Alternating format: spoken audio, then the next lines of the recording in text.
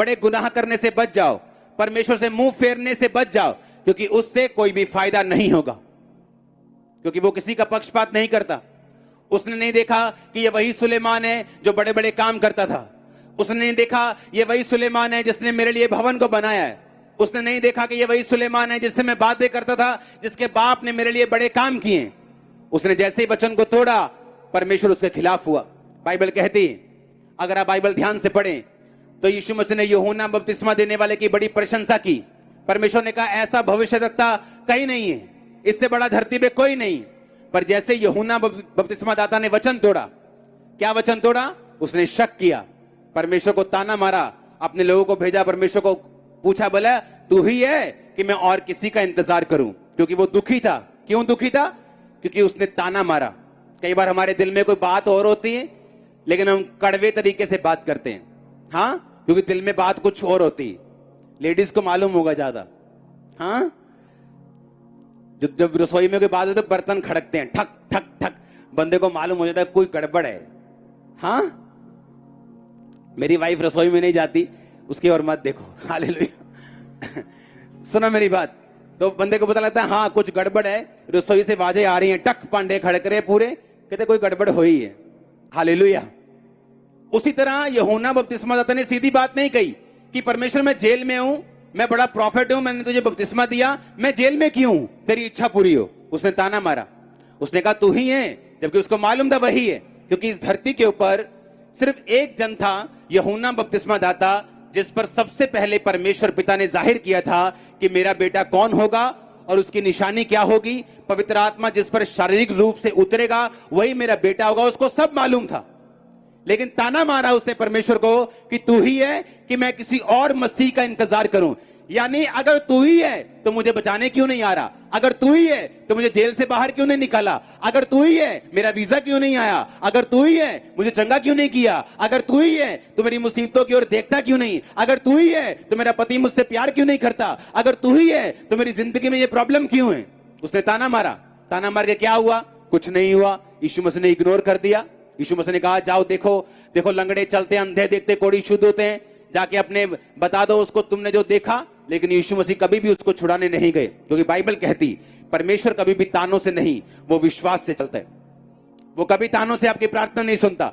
वो जितनी भी इमोशनल, कितनी भी सच्ची, कितनी भी जेन्युइन क्यों ना हो, लेकिन वो कभी भी तानों से, पेन से, इमोशनल प्रार्थना से कभी जवाब नहीं देता। लेकिन अगर वो विश्वास दिखाता, एक औरत परमेश्वर के पीछे गई, परमेश्वर ने इग्नोर कर दिया, फिर परमेश्वर के पीछे गई, इग्नोर कर दिया। चेले बोले, कहते क्यों इग्नोर कर रहा है प्रभु, तेरे पास ये आ रही, इसको विदा कर, इसकी प्रॉब्लम दूर कर। और बाइबल कहती जैसे यीशु मसीह बात सुनने के लिए रुके, वो लड़की, वो औरत आके परमेश्वर के पांव पे गिरी। हिंदी में लिखा प्रणाम किया, इंग्लिश की बाइबल में अच्छा लिखा उसने वर्शिप की परमेश्वर की। परमेश्वर बोले क्या बात है? उसने कहा मेरी बेटी को दुष्ट आत्मा सता रहा है।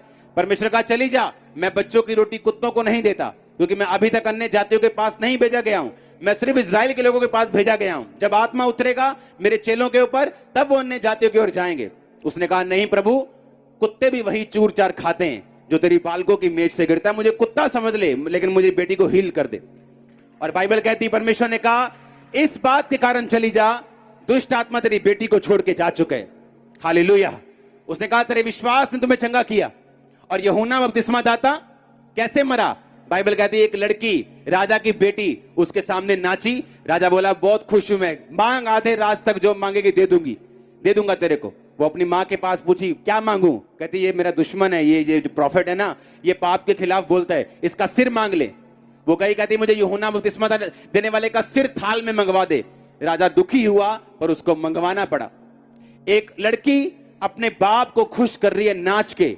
उसने अपने बाप को आके कंप्लेंट नहीं की कि मेरी मम्मी कहती है तुम मुझसे प्यार नहीं करता, अगर करता है ना तो यूहन्ना बपतिस्मा देने वाले का सिर मुझे दे दे। तो उसकी मम्मी का सिर जाता। हालेलुया।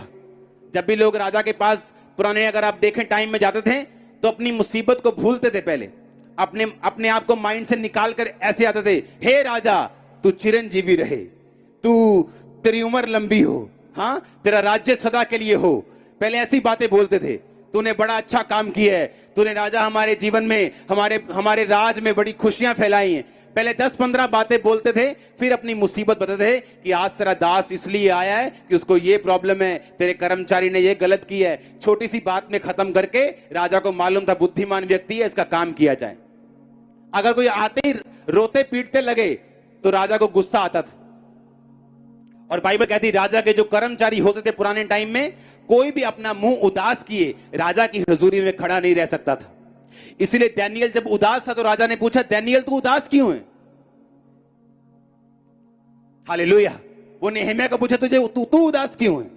कोई भी बाइबल में कैरेक्टर पढ़ लो, हर कैरेक्टर को उसके राजा ने पूछा तेरा मुंह उतरा हुआ क्यों है? क्योंकि मुंह उतरने पर राजा इतना निराश होता था कि कई बार लोगों को मौत की सजा भी दी जा चुकी थी, सिर्फ राजा की प्रेजेंस में मुंह उतारने के कारण, खड़े रहने के कारण।